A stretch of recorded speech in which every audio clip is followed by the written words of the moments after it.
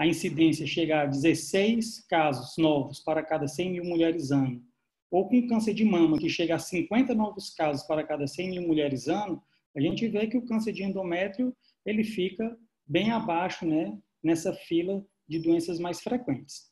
E a gente está comparando com doenças de alta rastreabilidade, como é o caso do câncer de colo e o câncer de mama. A incidência aumenta com a idade.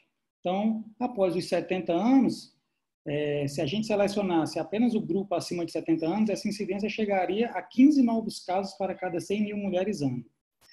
85% dos diagnósticos são feitos no período pós-menopausa e a idade média do diagnóstico é em torno de 62 anos. Então, desse quadro aqui, o que a gente tira de conclusão é que é uma doença rara, né? Considerada uma doença rara. A taxa de mortalidade é de 1,7 mortes para cada 100 mil mulheres, considerada baixa. A sobrevida em 5 anos é maior do que 90%, considerada alta, né? Menos de 20% das mulheres têm o seu óbito relacionado à doença, ou seja, daquelas que têm câncer, menos de 20% morrem em decorrência do câncer de endométrio, né?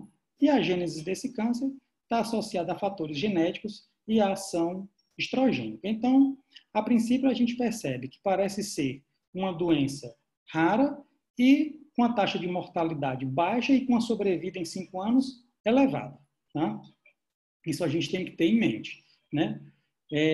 Acredita-se que a ação estrogênica vai causar algumas depressões em alguns genes, né? E que leva ao desenvolvimento do câncer. O câncer de endométrio a gente divide em 2 tipos, tipo 1 e tipo 2. O tipo 1 é aquele que a gente conhece mais, tem uma alta frequência, né? É o nosso conhecido adenocarcinoma de endométrio. Costuma acometer as mulheres na faixa da pré e da perimenopausa. Está muito relacionado a fatores de risco, obesidade, hipertensão, diabetes. Vem de um endométrio precursor hiperplásico, tá? E tem alta sensibilidade ao progestagênio. A evolução costuma ser bem indolente, são esses cânceres que a gente viu que têm uma sobrevida bastante elevada. Já o tipo 2, graças a Deus, uma prevalência muito baixa, menos de 10%.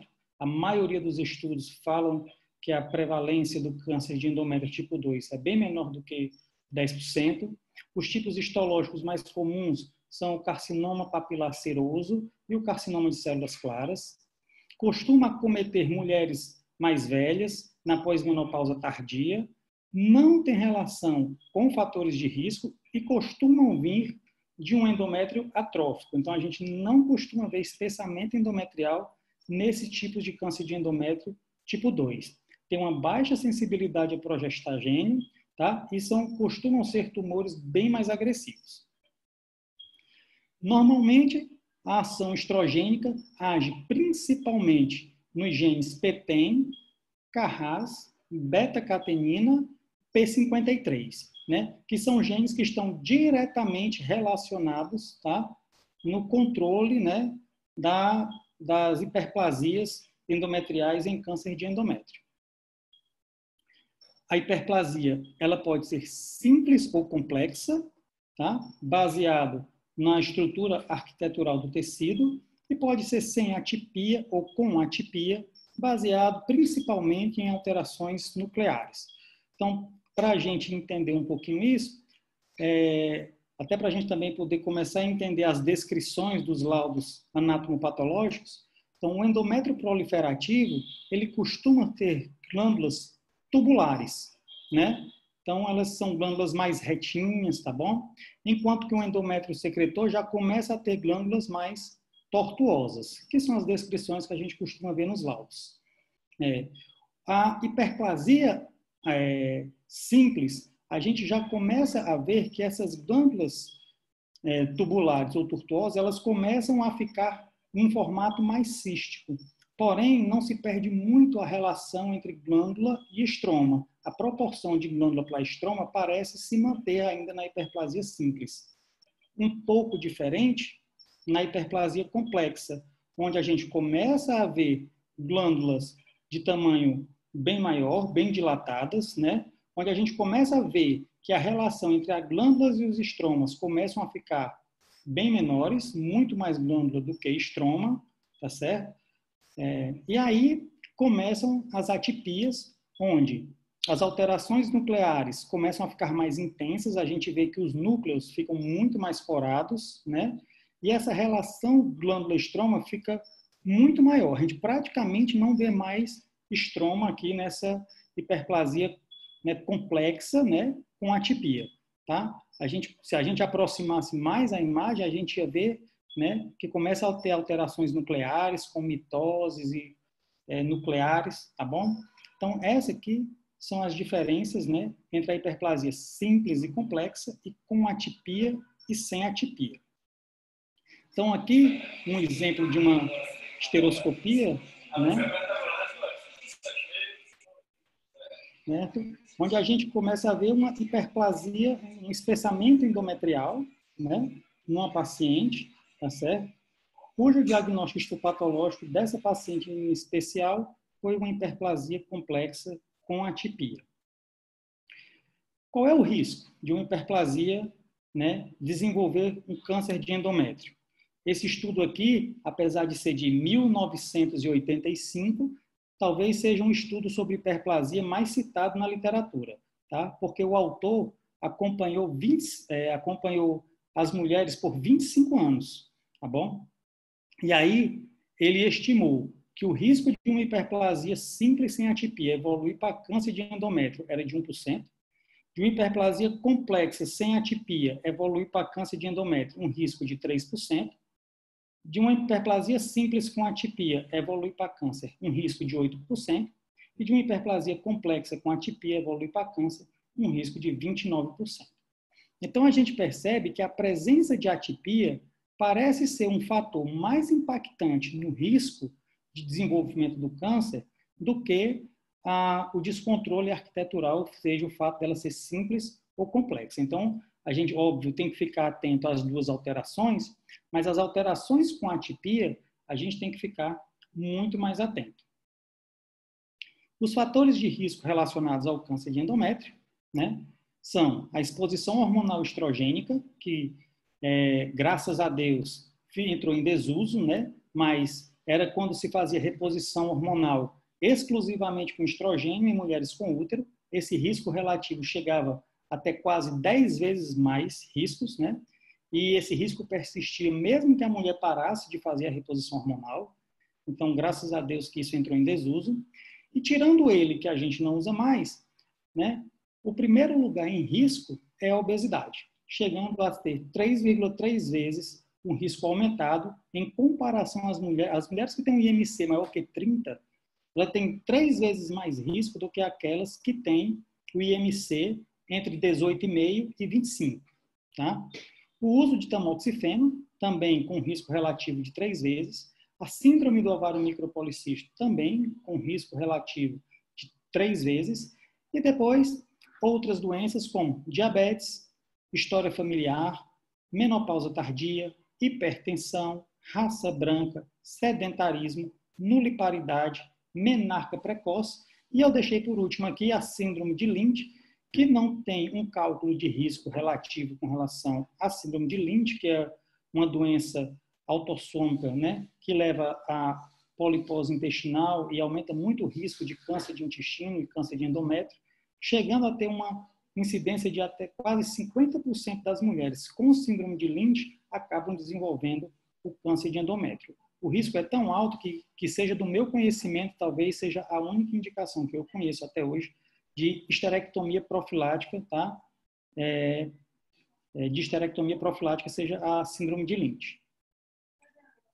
Claro que existem fatores de proteção, atividade física é um deles, a perda de peso é outra, e a perda de peso ela tem relação como fator protetor independente do IMC, independente da obesidade, tá?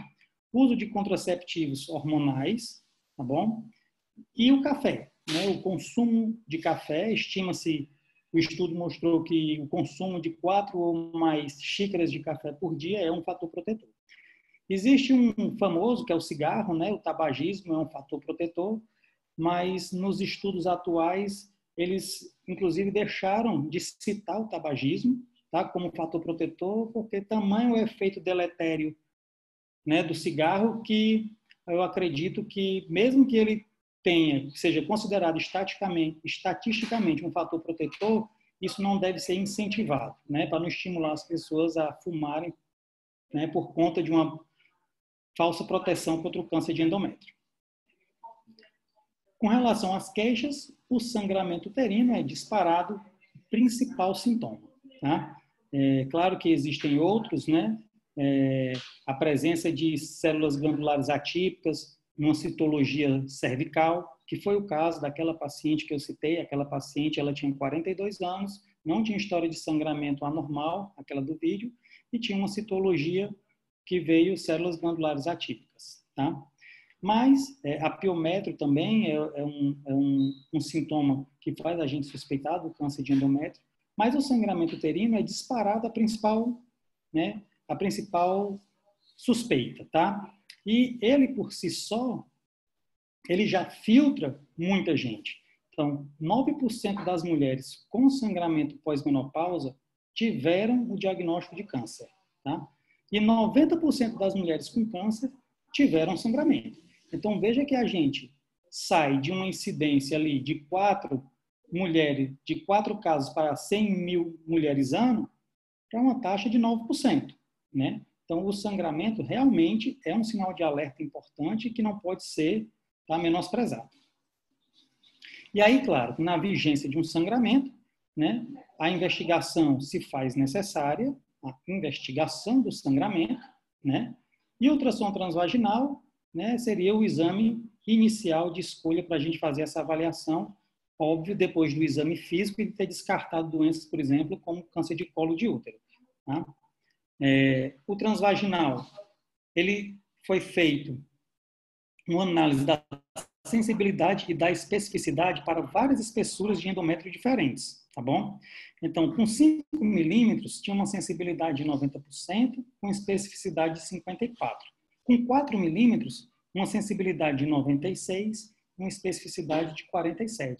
Com 3 milímetros, uma sensibilidade de 98% e uma especificidade de 35%.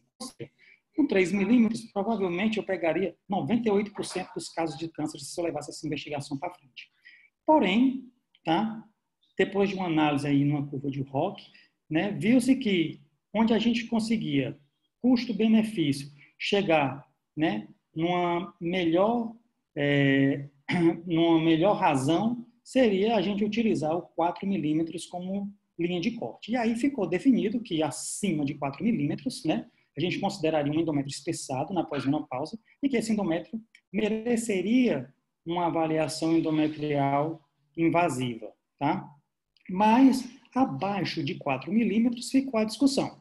Então, uns pesquisadores achavam que mesmo abaixo de 4 milímetros, a gente deveria fazer uma avaliação endometrial mais invasiva, porque tinha aqueles cânceres tipo 2 que vinham de endométrio atrófico. Porém, outros autores achavam que era desnecessário, que a probabilidade de uma pessoa com espessura endometrial menor do que 4 milímetros ter um câncer de endométrio era tão baixa que não justificava a gente dar seguimento nessa investigação de câncer de endométrio. E essa discussão ficou por muito tempo, tá? Mas hoje, o que a gente percebe nos estudos mais novos é que realmente, se existe o sangramento, uma avaliação endometrial mais invasiva, ela deve ser feita, tá? E aí, para isso, o padrão ouro, né, conhecido de todo mundo, é a esteroscopia com biópsia, né? A esteroscopia com biópsia, ela tem uma altíssima sensibilidade e especificidade para o diagnóstico de câncer de endométrio, quando comparado com o ultrassom, tá certo? Né? Com uma baixíssima taxa de complicação, as taxas de complicação da esteroscopia chegam a 2%, 3% no máximo, e a maioria dessas complicações acontecem na introdução da ótica, né? Na insistência do profissional de tentar transpassar alguma estenose do canal, né? Sem fazer um preparo do colo prévio. Estima-se que 50% das complicações são nesse momento, tá? E a capacidade de ver e tratar também é um grande benefício da esteroscopia, né? E principalmente nos casos de pólipo endometrial, onde a gente já consegue identificar a alteração e tratar, né? Os japoneses tentaram melhorar mais ainda essa sensibilidade, essa especificidade, e eles têm feito o que eles chamam de esteroscopia fotodinâmica. Eles usam um marcador, que é o ácido 5-aminolevulínico, né? Eles injetam, né, via venosa, e esse marcador impregna as células endometriais atípicas e cancerígenas, tá? Eles utilizam uma luz violeta e conseguem identificar locais com lesão, né, com mais evidência. Então, por exemplo, esse aqui é uma atrofia endometrial e realmente o exame se mostrou atrofia. Esse outro aqui poderia passar batido como atrofia, né, para muitos médicos, mas o exame tornou bem mais evidente uma lesão atípica. E aqui, claro, uma lesão que notoriamente a gente vê que parece ter algum tipo de espessamento e algum tipo de atipia, né? E o exame também confirmou. Apesar dessa visão clara, né, das imagens de atipia, o estudo mostrou que, com relação à sensibilidade e especificidade, não houve diferença da esteroscopia com biópsia convencional, né? Até porque já são muito altos. Mas o estudo trouxe uma outra característica, que era o benefício dessa esteroscopia fotodinâmica com relação à ressecção esteroscópica dessas lesões, porque ela acabava garantindo que você tirou toda a lesão, e em mulheres jovens que desejavam preservar a fertilidade, né, eles não precisaram fazer uma ablação endometrial completa para tirar a lesão, né, melhorando as taxas de gravidez depois. Então, fica aqui como uma novidade, né, essa esteroscopia fotodinâmica. Porém, a esteroscopia com biópsia não é de todo, né, o que há de melhor. Então, ela tem o seu lado negativo, ela tem um alto custo e ela, principalmente, tem uma baixa disponibilidade. Ou seja, não é todo lugar que a gente encontra disponível esteroscopia. Tá? E aí, começa a se pensar em outros métodos. Tá? Então, esse estudo aqui comparou uma biópsia com cureta de Pipelli, que é uma cureta por aspiração, e levou em consideração que a esteroscopia era o padrão ouro. E o que ele concluiu, na verdade, é que a biópsia com cureta de Pipelli conseguiu detectar 100% dos cânceres que a esteroscopia detectou com biópsia, e com a mesma especificidade. Então, na verdade, não é que ele tenha 100% de sensibilidade e especificidade, na verdade, ele detectou 100% daquilo que a esteroscopia com biópsia detectou quando o diagnóstico foi câncer de endométrio. Tá? Quando o diagnóstico foi pólipo endometrial, a realidade foi outra, né? Realmente, a biópsia com cureta de Pipelli deixou a desejar, com uma sensibilidade muito baixa, de 26%. Né? Porém, esse estudo, que é brasileiro, foi feito lá em Porto Alegre, né? Ele trouxe outras informações. A esteroscopia com biópsia no serviço privado custa, em média, R$ 1.757. Tá? E a biópsia com cureta de Pipelli no serviço privado custa R$ 68. Ou seja, um custo relativo de 27 vezes mais, né, da esteroscopia com relação à biópsia. No SUS, a esteroscopia custa R$ 275, enquanto a biópsia custa R$ 20, um custo relativo, né, 13 vezes maior. Tá? E aí, estudos como esse deixam a reflexão se realmente a gente precisa fazer esteroscopia com biópsia para todo mundo. Né? E aí, baseado nisso, né, eu trouxe um fluxograma, que a desvantagem, né, da gente assistir uma aula pelo celular, né, eu tentei colocar o fluxograma inteiro na tela, não sei se vai dar para ver, tá? Mas isso aqui é mais ou menos o que a maioria das meta-análises sobre o assunto costumam mostrar. Então, a paciente com sangramento pós-menopausa deve-se realizar um ultrassom transvaginal. Se a espessura endometrial tiver menor do que 4 milímetros, a conduta deve ser expectante. Porém, se houver recorrência do sangramento, essa paciente ou deve fazer uma biópsia de endométrio ou deve fazer uma esteroscopia diagnóstica, tá? Se a paciente tiver um sangramento pós-menopausa, fizer um transvaginal e a espessura do endométrio for maior do que 4 milímetros, essa paciente deve fazer uma biópsia endometrial, tá? A biópsia endometrial afastou lesão maligna ou pré-maligna? Conduta expectante. A biópsia endometrial foi insuficiente ou inadequada ou insatisfatória? Aí você analisa se vale a pena fazer uma histerossonografia ou se você faz uma esteroscopia com biópsia. E se a biópsia de endométrio detectou uma lesão maligna ou pré-maligna, você vai fazer o tratamento mais adequado, tá? Então, particularmente, né, eu não encontrei na revisão de literatura que eu fiz nenhum fluxograma onde do transvaginal se partisse, né, direto para a esteroscopia, tá, de forma ampla e restrita. Então, investigar não tem muito mistério, né? Teve sangramento, teve alteração na citologia cervical, teve uma suspeita de piométrio, né? Começa com transvaginal, tá? Até a gente concluir um diagnóstico. E rastrear. Vale a pena a gente rastrear? Né? E aqui a gente começa a entrar um pouco na polêmica. Então, esse estudo aqui, né, avaliou a capacidade da espessura endometrial de diagnosticar câncer em mulheres pós-menopausa assintomática. Ele avaliou 11.100 mulheres, tá certo? Com espessura endometrial maior do que 4 milímetros. E ele chegou à conclusão que a prevalência de câncer ou atipia de endométrio nesse grupo de mulheres era de 0,62%. Então, a conclusão do estudo foi: mulheres não expostas a TRH, sem sangramento pós-menopausa, não devem realizar avaliação endometrial invasiva independente da espessura do endométrio. Então, eles defendiam que, em hipótese alguma, independente da espessura, se a mulher não está sentindo nada, ela não deve fazer uma avaliação, tá?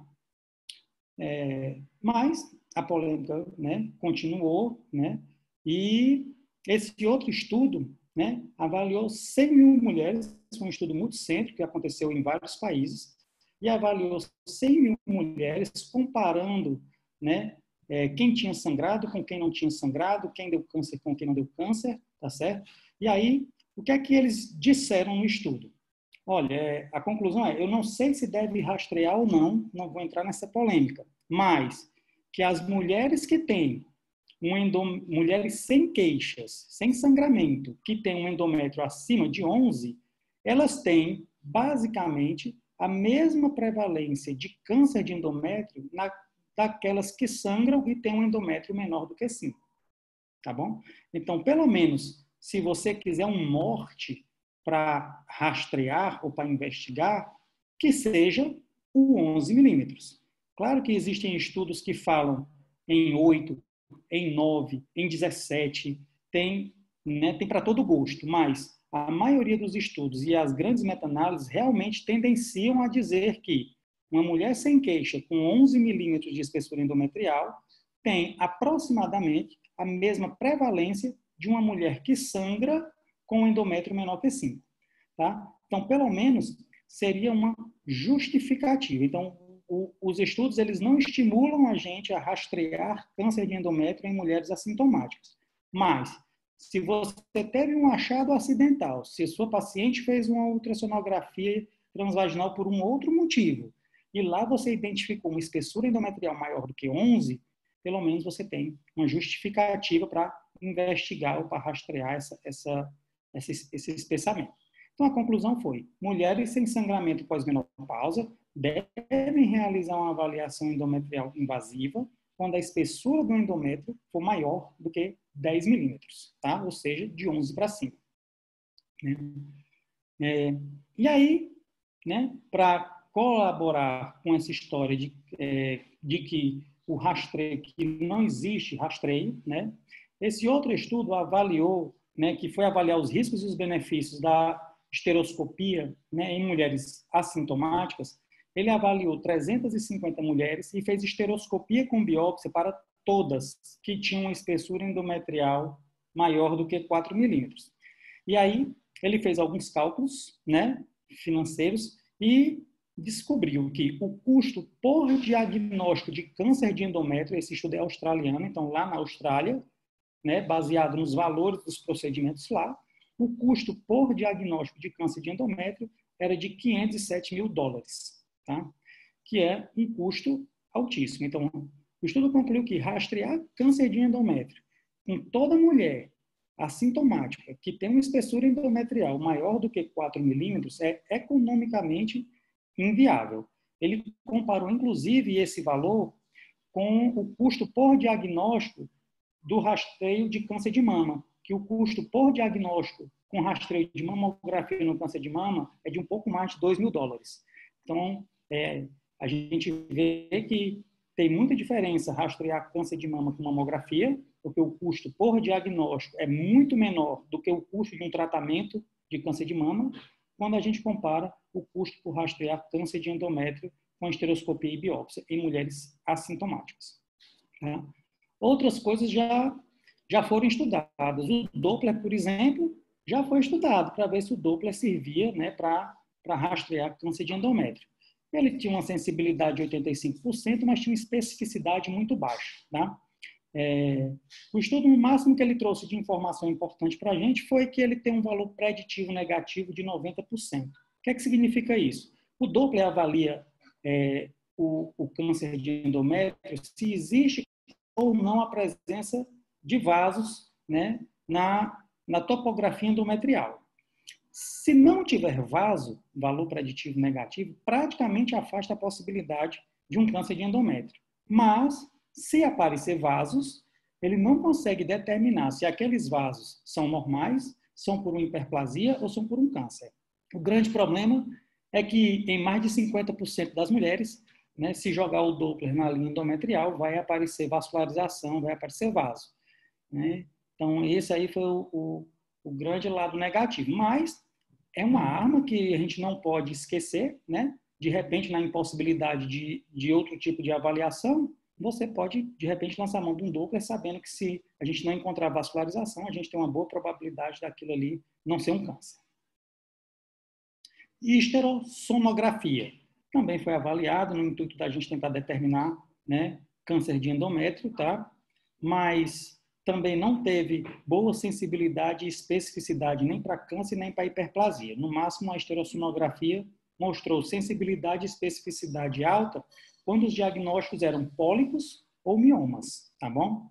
Mas também não deixa, né, de ser, desculpem, não deixa de ser um recurso, né, que a gente possa utilizar. Então, às vezes, na impossibilidade de se colher uma biópsia, na impossibilidade de se fazer uma histeroscopia, e você tem um espessamento endometrial, uma histerossonografia é um exame bem mais simples de se fazer, onde a gente injeta soro na cavidade uterina, e se aquele espessamento se mostrar irregular, fica muito mais fácil a gente achar que aquele espessamento é proveniente de um pólipo ou de um mioma. Mais recentemente, né, muitos têm estudado sobre marcadores, tá? E aí a imunohistoquímica tem entrado com força nessa área, tá? E aí, por exemplo, esse estudo aqui fez uma avaliação da coleta de citologia endometrial com uma escovinha, tá? E avaliou 3 biomarcadores, o P53, o CA125 e o Ki67. E a associação desses 3 marcadores deu uma sensibilidade de 86% e uma especificidade de 95% para o câncer de endométrio, mostrando ser, né, uma avaliação promissora, tá? Como ainda é um estudo pequeno, né, são estudos iniciais, ele acaba concluindo, o autor acaba prudentemente concluindo que novos estudos maiores, né, precisam ser feitos para que isso aqui efetivamente, né, seja concretizado como, né, uma possibilidade de rastreio ou de investigação de câncer de endométrio. Biomarcadores também têm sido muito estudados, tá? Aqui eu estou citando apenas 2, mas tem vários que são estudados. Um é o NAI, tá? Que é o ácido N-aracnodoil etinolamina, tá bom? E o outro é a COX-2. Os estudos mostram que pacientes com câncer de endométrio ou com lesões atípicas tem níveis mais elevados de NAI e tem níveis mais elevados de COX-2 do que pacientes com atipias simples ou sem nenhum tipo de atipia. Tá? Com relação ao NAI, eles ainda não conseguem determinar um ponto de corte, mas na COX-2 tudo indica que o ponto de corte vai ser 55. Então, são várias promessas, né, no rastreio do câncer de endométrio que a gente está tendo aí para o futuro, né, que evitam exames mais invasivos, como esteroscopias e biópsias, tá? Falando um pouco sobre estadiamento, e aqui eu pesquei, né, um quadro que está no protocolo da Maternidade Escola, um protocolo que foi feito, né, pela Cristiane e pela doutora Raquel, só para mostrar, né, sobre tratamento, né, para a gente citar um pouco sobre tratamento. Que as hiperplasias endometriais, se ela é simples, tá, e sem atipia, a gente de repente pode não fazer nada ou no máximo fazer uma terapia hormonal progestagênica, né? As hiperplasias complexas, né, a depender da paciente, se já tem prole constituída, se não tem, se tem fator de risco, se não tem, e aí são vários critérios que a gente usa, a gente pode, né, de repente, ou usar uma terapia hormonal ou fazer um tratamento cirúrgico, uma ablação endometrial ou até mesmo uma esterectomia simples. As hiperplasias com atipias, a gente já tende a deixar o tratamento hormonal um pouco mais de lado, né, e já começa realmente a pensar num tratamento mais cirúrgico, a não ser, né, que a paciente ainda tenha muito desejo de fertilidade e aí a gente tem que levar isso em consideração. Mas as hiperplasias com atipia, a tendência, né, são tratamentos mais cirúrgicos. E aí quando a gente compara isso com o tratamento do câncer, né, e aí a gente vê o estadiamento do câncer, não é o foco da aula, mas eu vou citar, né, o câncer ele pode ter o estadiamento de 1 a 4, 1, onde o tumor é limitado ao corpo do útero, o 2, onde o tumor invade o estroma cervical, mas não se estende além do útero, o 3, onde o tumor tem extensão local e ou regional, e o 4, onde tem metástase intra ou extraabdominal. E aí a gente percebe que o tratamento do câncer de endométrio ele já é um pouco mais agressivo, né, do que o tratamento das hiperplasias, tá? Então, por exemplo, o tumor tipo 1A, a gente tem que fazer uma esterectomia total com salpingo-oforectomia bilateral, com ou sem linfadenectomia, dependendo aí do grau, né, de diferenciação do tumor. A partir do 1B, a gente já vai estar partindo para esterectomia, com linfadenectomia, com radioterapia, são tratamentos mais complexos. E a partir do 3B, já não existe mais a indicação de cirurgia, sendo o tratamento, né, iminentemente por quimioterapia e radioterapia, tá certo? E aí, então, alguém pode dizer, tá aí, doutor Adner, a vantagem de se dar um diagnóstico precoce do câncer de endométrio, né? De repente, se eu pego aquela alteração ainda como uma hiperplasia complexa, os tratamentos são bem mais simples, né?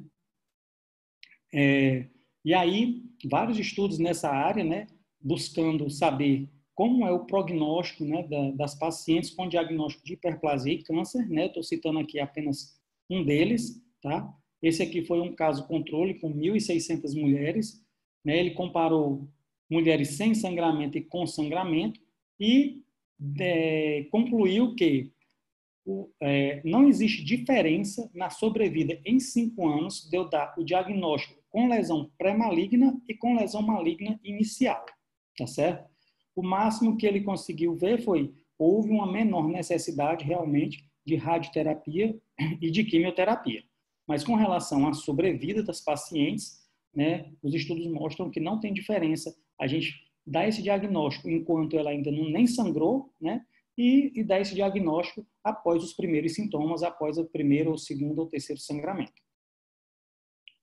Vários modelos de predição, né, são elaborados, estão estudados, estão buscando validação na literatura, né, no intuito de tentar encontrar alguma pontuação onde a gente pudesse, pelo menos, indicar o rastreio para grupos mais específicos, né? Então, esse estudo aqui fez uma revisão sistemática de vários modelos de predição que incluíram entre 60 e 20 mil mulheres, tá? E aí ele concluiu que os modelos de predição, eles têm se mostrado úteis, tá? Porém, né, ainda tem muita deficiência metodológica, né, e falta validação externa. Mas que provavelmente a gente pode encontrar no futuro aí um modelo de predição que seja, né, bem definido e que a gente possa, de repente, né, baseado aí numa pontuação, né, escolher um grupo de mulheres para poder fazer rastreio, tá? O que importa aqui é que a maioria desses estudos, a maioria desses modelos de predição, eles incluem como principais itens de pontuação a história pessoal, tá? E o índice de massa corpórea da mulher. Então, muitas vezes a gente tem essa tendência, né, de tomar nossas condutas baseadas na espessura do endométrio, tá? Mas tudo indica que a história clínica, né, da paciente é muito mais impactante para o câncer de endométrio do que os exames de imagem. A inteligência artificial vem, né, vindo como um aliado, isso aí, para outros tipos de câncer, como câncer de ovário, por exemplo. Ele já consegue estimar a sobrevida do paciente com altíssima precisão, tá certo? E com uma precisão melhor, né, do que os ensaios clínicos, tá? Então, a gente acredita, a inteligência artificial, ele vem sendo um grande aliado nas tomadas de decisão dos cânceres, né, da condução, do melhor tratamento para cada tipo de câncer, tá? E a gente acredita que isso aí também vai chegar no câncer de endométrio, né, trazendo, né, muito benefício para os pacientes. Então, como mensagem final, o que eu queria deixar aqui para os residentes, tá? Valorizem a história clínica dos pacientes, tá bom? A gente ainda percebe muita condução baseada apenas, né, no laudo da ultrassonografia, tá?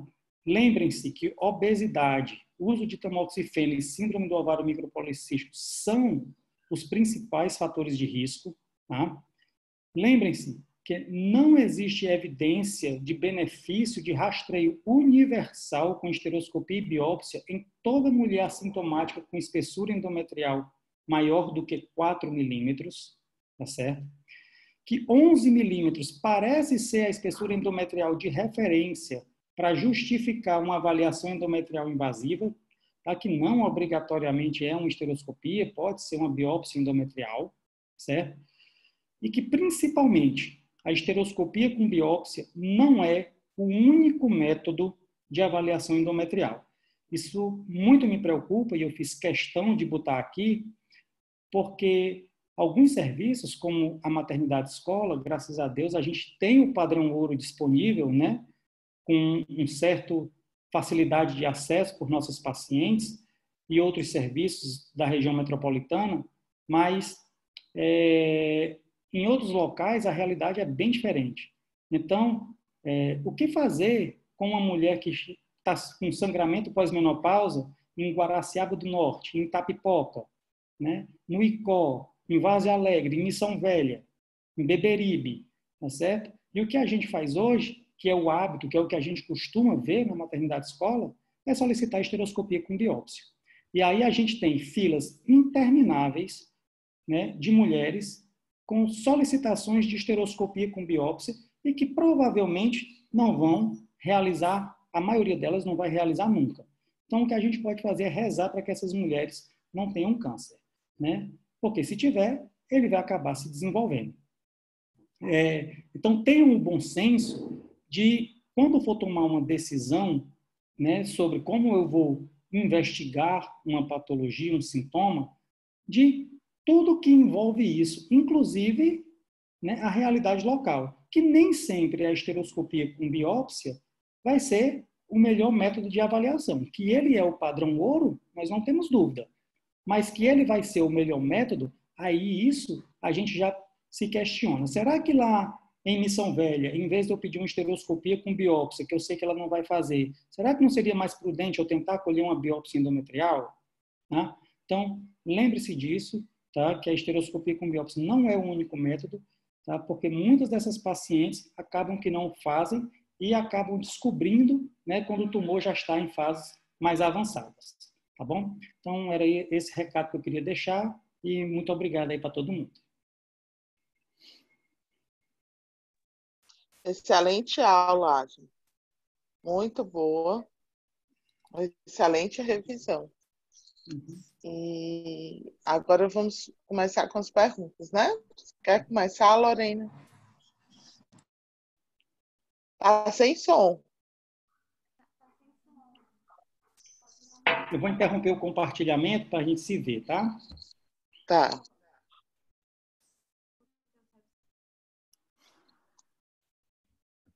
Pronto, Lorena? Fala para mudar aí. Lorena? O computador da Bárbara. Vocês estão me ouvindo? Pronto, estamos. Pronto. Lorena que virou Luciano. Agora eu virei a Bárbara. Meu Pessoal, boa Deus. noite. Me apresentando, sou Lorena Fernandes, sou R3 da Maternidade de Escola. E junto com a Alexia, R1, a gente vai fazer alguns questionamentos para o Dr. Adner. Dúvidas pertinentes, principalmente da gente residente da MEAC, certo? Doutor, uma das perguntas, ela é até um pouco básica, mas assim, a gente tem essa dúvida. A necessidade de avaliação de mulher na pós-menopausa assintomática de ser rastreada por ultrassom, se essa paciente é assintomática? Cortou um pouquinho no final. Tu pode repetir a pergunta? A necessidade... Sim. A necessidade da avaliação de uma mulher na pós-menopausa assintomática com ultrassom, com exame de imagem, se ela é assintomática? Essa necessidade, ela não existe, né? Muito estudo já foi feito em cima disso, né? Pensando, o que é que eu quero rastrear quando eu faço um transvaginal numa mulher que não está sentindo nada? Eu quero rastrear câncer de endométrio? Na aula, a gente viu que não vale a pena, não ter essa indicação, né? Eu quero rastrear câncer de ovário, né? E aí a estatística fala contra, né? Então, praticamente já também tem um consenso de que realizar ultrassonografia de rotina em mulher assintomática não previne, tá, câncer de ovário. A exemplo do câncer de endométrio, né, não altera prognóstico, tá bom? Então, realmente, ainda não existe nenhum tipo de indicação onde a gente consiga enquadrar o ultrassom transvaginal como um exame de rastreio. Pelo contrário, com relação a câncer de ovário, tem um grande estudo que envolveu quase 80 mil mulheres, que o autor chegou a uma conclusão inversa, que o transvaginal não só não tem benefício, como ele tem malefício. Ele comparou 40 mil mulheres, caso e controle, e ele percebeu que naquelas mulheres que fizeram, né, eles tiveram uma altíssima incidência de procedimentos invasivos por tumores benignos de ovário, tá certo?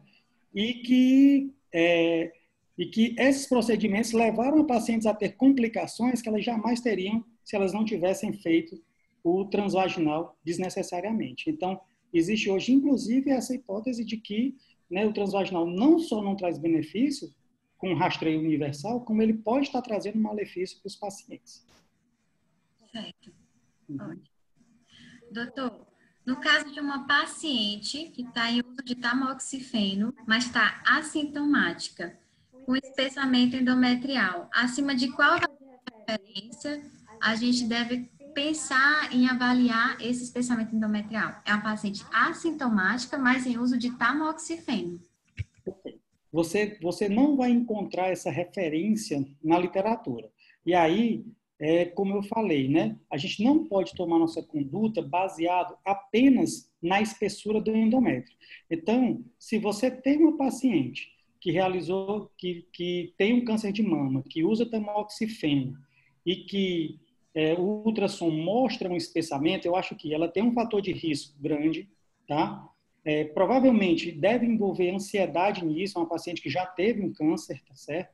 Então, essa paciente, eu faria uma avaliação endometrial, se ela tiver uma espessura endometrial maior do que 4 milímetros, eu levaria em consideração e faria uma avaliação endometrial mais invasiva, tá? Mesmo que fosse uma biópsia de endométrio.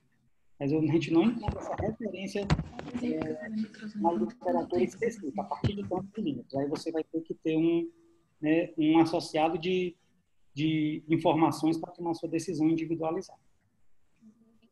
Já aconteceu da gente pegar um caso na MEAC de uma paciente submetida a 3 esteroscopias porque ela tinha estenose do OCE, né? Então, não progredia o aparelho da esteroscopia. Ela usava tamoxifeno e ela tinha um espessamento endometrial de 12 milímetros. Aí, essa paciente, assim, a gente conduziria ela com ultrassom? Seria com qual periodicidade a gente faria ultrassom para ficar observando esse espessamento endometrial? Ou se eu já indicaria uma cirurgia, uma esterectomia? Perfeito. Aí eu acho que também é uma conduta compartilhada, né, entre o profissional e a paciente, tá certo? A gente viu na aula que, de repente, a gente tem outros recursos. Então, você pode, sim, acompanhar com o transvaginal com intervalos mais curtos e ver se aquela espessura aumenta. Você pode, de repente, tentar fazer um Doppler e ver se você vê ou não vê vascularização. Você pode tentar fazer uma esterosonografia, porque a cânula, a sonda que a gente coloca pelo canal cervical na esterosonografia é muito mais fina do que a camisa da esteroscopia, mesmo a de 2,9 milímetros. Tá? Então, assim, existem outros recursos, né? E, de repente, dependendo de uma decisão compartilhada entre o médico e a paciente, quem sabe realmente fazer uma esterectomia de acordo, né, com essas outras avaliações complementares. Então, isso aí também envolve o desejo da paciente. Eu acho que não é uma decisão só médica, né? Nessas situações especiais, principalmente, nunca deve ser, mas nessas principalmente. Então, eu acho assim, se eu faço um Doppler, se eu vejo vascularização, se a espessura endometrial está aumentando, né? Se a paciente tem receio, deseja um tratamento cirúrgico com esterectomia, eu acho que não é uma possibilidade que a gente deva afastar completamente, não, mesmo que ela seja assintomática. Certo. Aí, qual seria a periodicidade do ultrassom, nesse caso? Se não fosse para um procedimento agora, assim, a cada 4 meses, a cada 6 meses, como é? Não existe consenso na literatura com relação a isso, mas os protocolos que eu consigo ver, a maioria fala em 6 meses, reavaliação, né, semestral, pelo menos inicialmente, para a gente ver se a gente consegue, né, captar alguma informação adicional, um aumento desse espessamento, ou até mesmo uma redução desse espessamento, alguma coisa nesse sentido. Certo. Aí, doutor, no caso, o senhor falou de exames que podem nos auxiliar no diagnóstico. Aí, você falou dos biomarcadores, do NAI e do COX-2. Eles estão disponíveis na nossa prática médica? Como? Eles são disponíveis, eu digo assim, a gente solicita o exame, NAI, COX-2, como na prática, eles são disponíveis, esses biomarcadores? O MAI ainda, eu acho que ainda não é disponível, eu acho que é mais a nível de pesquisa. O COX-2 é disponível, tá certo? Só que o COX-2 isolado, ele não tem evidência de que ele... aliás, desculpa, o COX-2 não, são os marcadores da citologia. O COX-2 ele tem disponível, né? Mas ele ainda não está referenciado como sendo realmente um marcador que a gente possa usar com segurança ainda devido aos estudos de pequeno porte. Mas eles existem, essas dosagens existem. Inclusive, na oncologia, eles costumam fazer essa dosagem para segmento de alguns tipos de tumores. Certo? Certo. Adney, A gente estava... Só um pouquinho, Lorena, só ainda dos marcadores, certo?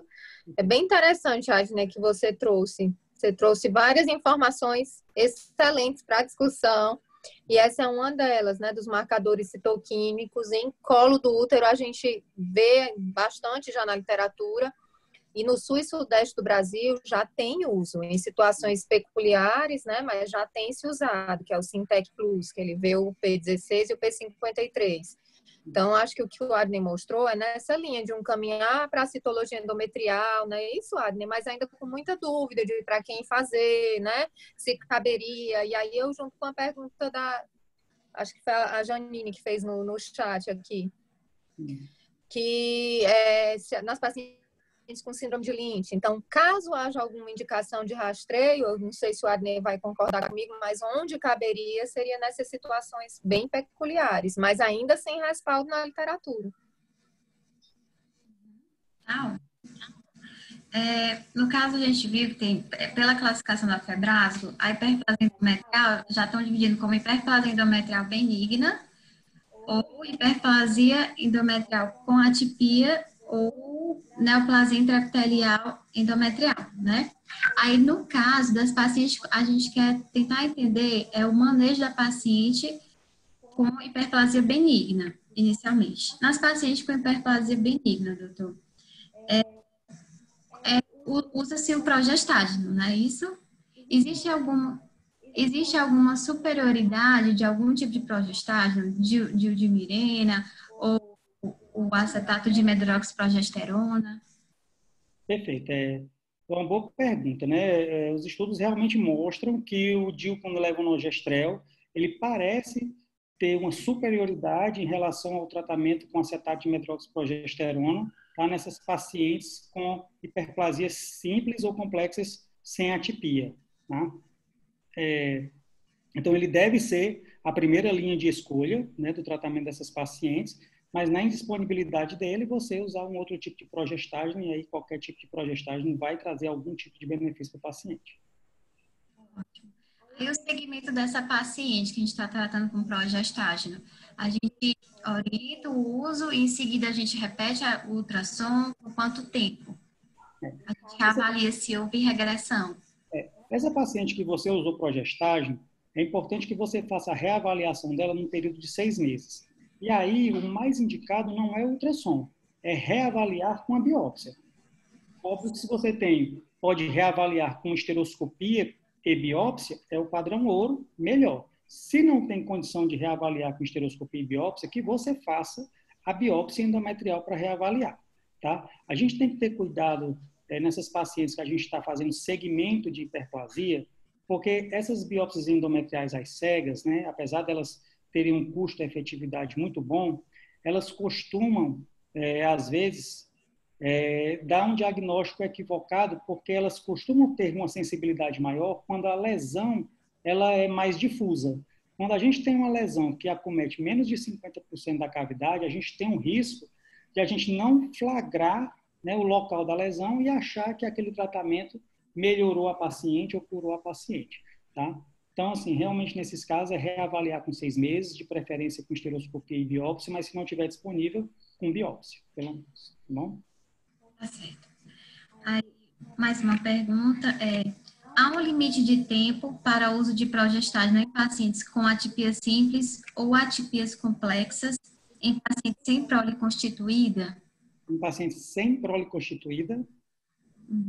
Não, eu acho que nesse sentido aí, eu não conheço, a doutora Raquel, a doutora Zeni, a doutora Maite, alguém conhecer, mas eu não conheço um limite de tempo que a gente possa usar. O que eu vejo é que os protocolos reavaliam por no máximo 2 vezes, tá certo? Reavaliei com 6 meses, continuo com a lesão, alguns levam até continuar e reavaliar com mais 6 meses, e se persistir a lesão, sugerir para a paciente algum tratamento, né, cirúrgico, como uma ablação endometrial, alguma coisa nesse sentido. Que, querendo ou não, já compromete um pouco a fertilidade. Isso seria uma situação de exceção, né, Adney? Isso. E aí cabe individualização também da mesma forma, né? Se ela ainda quer engravidar, então você tem que ponderar com a idade dela, que talvez seja o ideal ela engravidar o quanto antes. E a outra coisa, como é que foi avaliado esse endométrio? Porque aí, nesses casos de individualização, cabe sim. A esteroscopia com biópsia, ela tem a sua superioridade nesses casos, né? Exatamente pelo que o Adney mostrou. Que quando a gente vai para custo, é muito melhor, claro, nova que a curetagem semiótica ou usar a pipele, que a gente não tem tanto no nosso meio. Mas se tiver um câncer em pólipo, aí esses casos, eles são inferiores. Então, essa é a grande lacuna, né? Então, num caso desses que você já está pecando, o controle, sim, com esteroscopia de preferência, biópsia dirigida, para não ter perigo de você ter errado no diagnóstico, né? Não está diminuindo aí, dando um subdiagnóstico. Deu para entender, Lorena? Deu sim, doutora, deu sim. A pergunta é em cima de um caso clínico agora. Uma paciente, 54 anos, que continua com ciclo menstrual regular, na verdade, continua menstruando todo mês. Tem mês que ela menstrua 5 dias, tem mês que ela menstrua 10 dias. Hipertensa diabética, mas nega terapia hormonal. Essa paciente, ela é plausível uma esteroscopia? E assim, existe um limite assim para a gente já suspeitar que aquela menstruação já não é mais normal, mas sim um sangramento uterino anormal, para pensar numa hiperplasia? Tem uma idade limite também, que assim, 54 anos, mas Eu acho, Lorena, que essa talvez ainda seja o nosso refúgio, né? A grande salvação da medicina, que ela não é a matemática, né? Então, se tudo fosse muito exato, né, na nossa medicina, provavelmente o computador já teria substituído a gente, tá certo? Então, realmente não existe, cada caso é individualizado. O que a gente sabe é que realmente menopausa tardia é um fator de risco, tá? Então, num caso como esse, na minha opinião, se o padrão menstrual da mulher não mudou, ela tem 54 anos, é hipertensa, é diabética, mas o padrão menstrual não mudou, eu não indicaria uma avaliação endometrial mais invasiva. Mas, se uma mulher que tem 54 anos, ainda menstrua, é hipertensa, é diabética, e o padrão menstrual dela mudou, tá certo? Aí, nesse caso, eu ficaria mais receoso e eu faria, sim, uma avaliação endometrial mais invasiva. Eu acho que o Ashley falou bem nesse sentido. E também investigar um pouco a história, ver se ela não teve nenhum período, né, de amenorreia, nenhum período em que interrompeu e retornou. E a quantidade do fluxo também, né? Eu acho que o fluxo foi um fluxo muito exagerado, como ele falou, cada vez mais intenso. Talvez merecesse a investigação. Principalmente Só comentando aqui um pouco, só comentando um pouco aqui a pergunta anterior, teve inclusive um caso na MEAC, acho que a Raquel pode até lembrar melhor, de uma jovem que não tinha prole definida e quase que ela passou uns 2 anos tentando tratar com progesterona e repetindo esteroscopia e continuava com hiperplasia complexa com atipias. Acabou evoluindo para esterectomia. Então, acho que a pergunta da Lorena, não existe limite para o uso do progestágeno. Existe limite para quanto você vai acompanhar a hiperplasia, né? Digamos assim, mas sempre individualizando cada caso. E aí, reforçando o que a doutora Raquel falou, situações como essa realmente se faz mais importante a esteroscopia, porque lembrar que existe uma associação muito grande de hiperplasia com atipia e câncer, pacientes que têm as duas lesões. Então, dependendo de onde você colha a biópsia, você pode estar colhendo a biópsia de um local onde tem a hiperplasia, né? E aquela paciente já tem em outra localização do útero, né, algum câncer começando a se desenvolver. Então, aí a importância também aí da esteroscopia nesse sentido. Doutor, tem outras perguntas, mas eu vou dar oportunidade para a nossa... Eu já ia dizer, Lorena, que eu vou dar oportunidade para a Alex ou para quem, outra pessoa que quer se manifestar. Mas antes de me ausentar aqui, eu queria agradecer, doutor. A gente foi maravilhosa a sua apresentação. Como sempre, o senhor brilhou, foi objetivo, foi claro. Parabéns, viu? Cadê a Alexa? Boa noite. Boa noite. Estão me ouvindo? Sim. Pronto. Dando continuidade às perguntas, né, que a Lorena já iniciou, doutor, ainda sobre o tratamento. Naquelas pacientes que fazem segmento de hiperplasia endometrial sem atipias, que usam o progestágeno injetável, se elas têm indicação de suspender a medicação para a realização da biópsia de controle. Porque eu estava vendo que quando fazia o tratamento oral, suspendia de 2 a 6 semanas, né, para fazer a biópsia. Como funcionaria isso no injetável? Veja bem, eu não paro o tratamento, tá certo? Normalmente, quando a gente descobre uma hiperplasia dessa, a paciente procurou você no seu ambulatório porque provavelmente ela está sangrando muito, ela está com alguma queixa. E o progestágeno, além de ser o tratamento da hiperplasia que você descobriu, ele é o tratamento do sangramento. Ela provavelmente vai melhorar do sangramento. E aí eu fico com receio muito grande de suspender isso, né? E ela voltar a sangrar e você talvez nem conseguir fazer a esteroscopia. Então eu faço a esteroscopia na vigência do tratamento. Certo. Outra dúvida é nas mulheres assintomáticas, no pós-menopausa, que fizeram citologia oncótica com achado de células endometriais, mesmo que de aspecto benigno, se teria indicação de rastrear.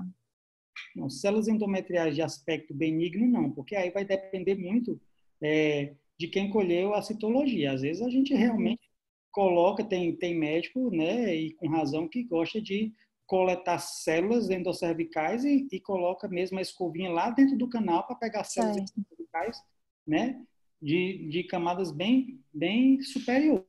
E aí, às vezes, acaba vindo células endometriais. Agora, se vem células endometriais atípicas ou células glandulares atípicas, aí você tem que realmente ficar muito atento.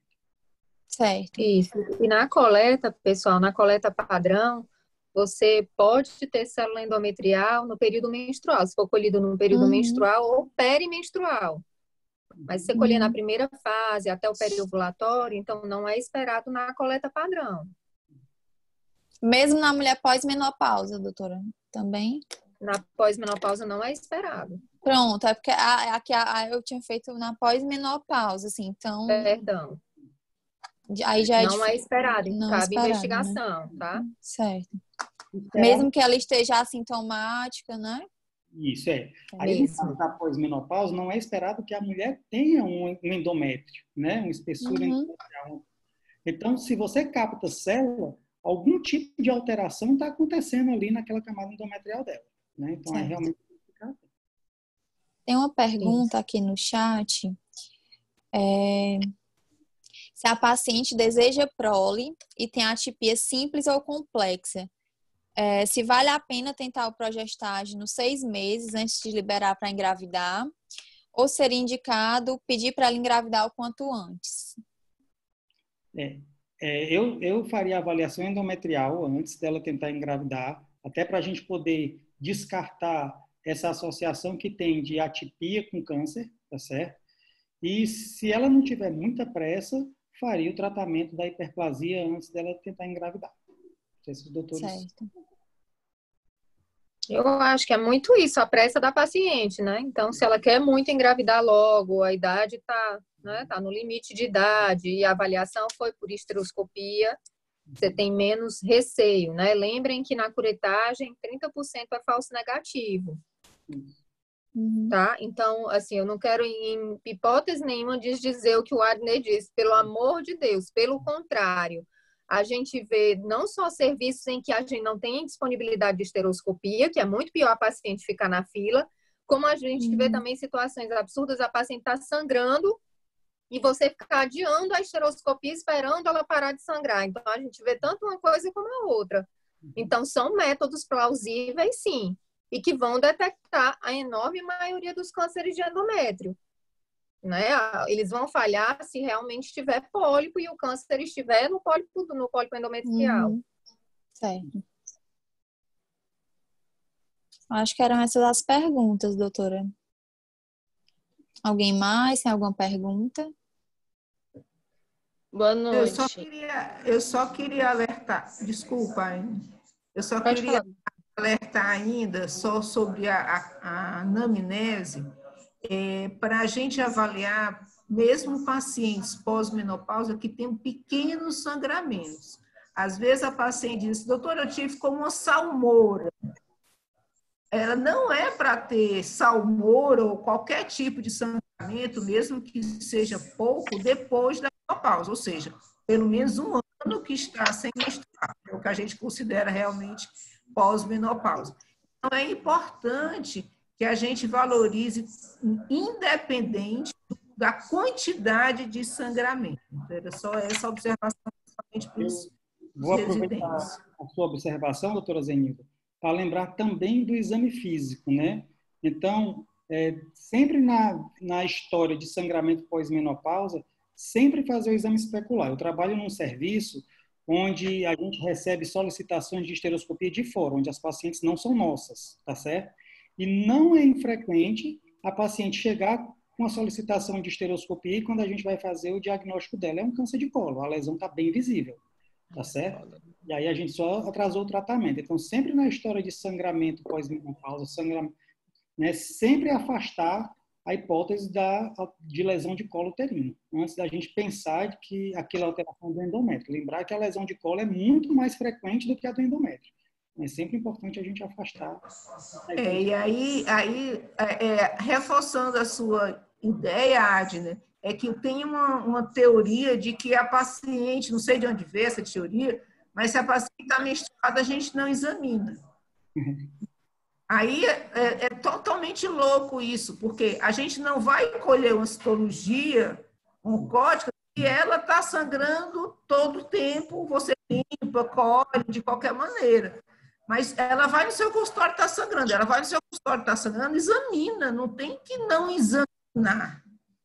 Pelo menos examinar o colo do útero. Então, você está certíssimo. A paciente, às vezes, tem um CA de colo e está todo mundo pensando que é endométrio porque a paciente não está sangrando, não examina. Então, não existe isso. Tá sangrando, tem que examinar de qualquer maneira. Muitas vezes a paciente está sangrando e a primeira coisa que o médico pede é um transvaginal, antes de examinar. E aí no transvaginal vem alguma alteração, ele já encaminha para a esteroscopia e ninguém nunca examina essa paciente. O que ela tem, às vezes, é um câncer de colo. Tá? Então, tenha isso em mente.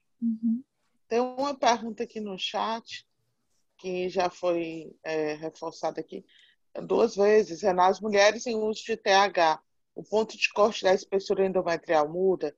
E qual seria o valor mais aceito na literatura? Com relação às pacientes que sangram, né, o ponto de corte ainda é aquele 8 milímetros. Com relação às que não sangram, né, eu não conheço, eu não vi ponto de corte que justifique, né, uma avaliação endometrial mais invasiva numa paciente que faz TH. Tá? Se alguém souber, a doutora Raquel souber de algum estudo nesse sentido, eu desconheço. Que a gente tem visto é realmente o 8 milímetros, Adner, mas acho que você traz muito bem para os residentes, é bem importante eles ouvirem isso várias vezes, né, dos pontos de corte. Isso. Então, a Adner trouxe trabalhos que eles mostraram sensibilidade e especificidade, a diferença de 4 para 5 milímetros. Então, são decisões que não são fáceis. Então, cabe sempre individualizar, mas a gente tem visto para TH, para tamoxifeno, 8 milímetros como indicação. E é interessante que, como eu disse no final da aula, os modelos de predição que estão desenvolvendo dão pontuações muito maiores para os fatores de risco do que para a espessura do endométrio. Tá? Então, foquem nisso. Não fique tentando se nortear na decisão de vocês, que é individualizada, baseado apenas na preocupação da espessura do endométrio. Se preocupem com a obesidade, se preocupem se aquela senhora de 70 anos, se quando ela é jovem, ela teve síndrome do ovário micropolicístico, se ela teve oligomenorreia, que isso talvez seja muito mais impactante do que a espessura do endométrio que ela tem.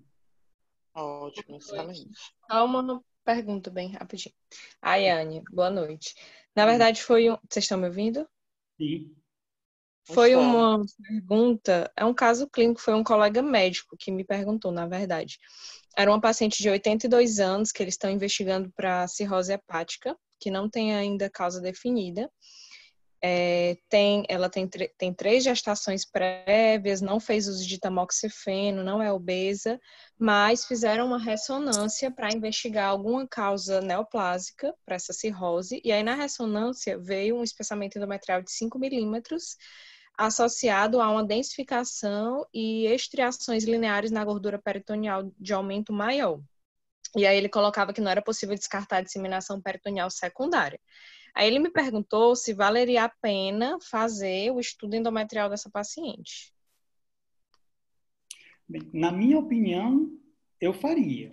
Porque assim, se eu estou buscando um tumor primário para definir qual é o melhor tratamento oncológico para uma paciente que tem metástase, e aí você, né, rastreia tudo. Né? Então, assim, provavelmente, se ele não encontrou nenhuma outra alteração no exame de ressonância, se a única alteração que sugere seja talvez uma neoplasia de endométrio, lembrar que tem neoplasia de endométrio que vem de endométrio atrófico também, principalmente nas mulheres, né, mais idosas, eu faria um rastreio sim dessa paciente. Eu esqueci de falar uma coisa importante, ela não tem sangramento, né, era assintomática, certo? Mas eu entendi.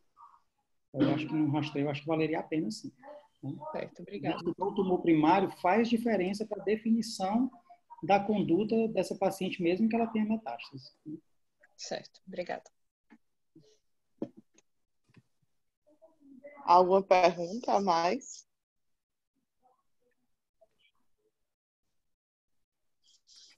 Pois é isso. Excelente aula. Oi? É isso, então, né? Excelente aula, Alisson. Parabéns. Obrigada pela disponibilidade. Só parabenizar, foi muito bom, esclarecedor. Parabéns. Obrigado. Parabéns às meninas também pelas perguntas muito orientadoras. É muito importante esses casos, e você vê na prática o que está em todos vocês. É, verdade. Ótimo. Então, acho que a gente pode encerrar. E só fazendo aqui um pouco a divulgação já da próxima aula.